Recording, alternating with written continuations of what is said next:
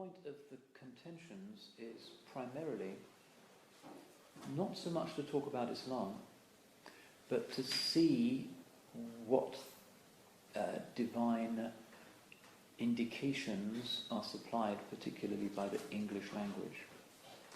Are there particular sounds, insights, jokes, ways of understanding the paradox of reality which an English sentence can deliver, which perhaps an Arabic sentence can't? It's not that it's better, it's just that it's a particular way of looking up the mountain.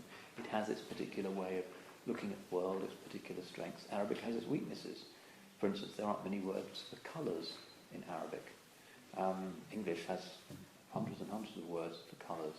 So it could be that an apprehension of certain sacred truths can be supported very strongly and usefully, but in a non-polemical way, by the discovery of the luminosity inherent in the language, luminosity that's sufficiently evident in the depth and the tenderness conveyed by much of the literature from George Eliot onwards, I suppose. We can see how some of the subtleties of the human soul can be conveyed through fine English writing, perhaps the greatest of all the languages for novelists.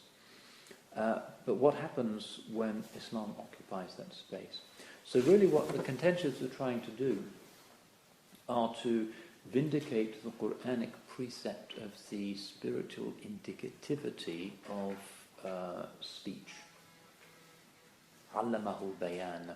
God taught us speech. It's not something that kind of popped up unbidden. It's something that is given to us, and that means all language. So the contentions are an exercise in excavation, archaeology, looking deep into these structures to see what there is in them that ultimately is going to disclose the presence of the divine. And it does seem to me that this is an important exercise for us who are often tongue-tied when we seek to express ourselves in the English language. Now, the form of the contentions, if you've looked at them, is not standardized at all. One of the advantages of using this kind of genre rather than, say, poetry is that you can be as free as you like. Some of them are short, some of them are long, some of them are witty, some of them are outrageous, some of them are obviously not meant to be taken seriously. Some are easy to understand, some even I don't understand. But the point is not to propose a truth, but to evoke an atmosphere.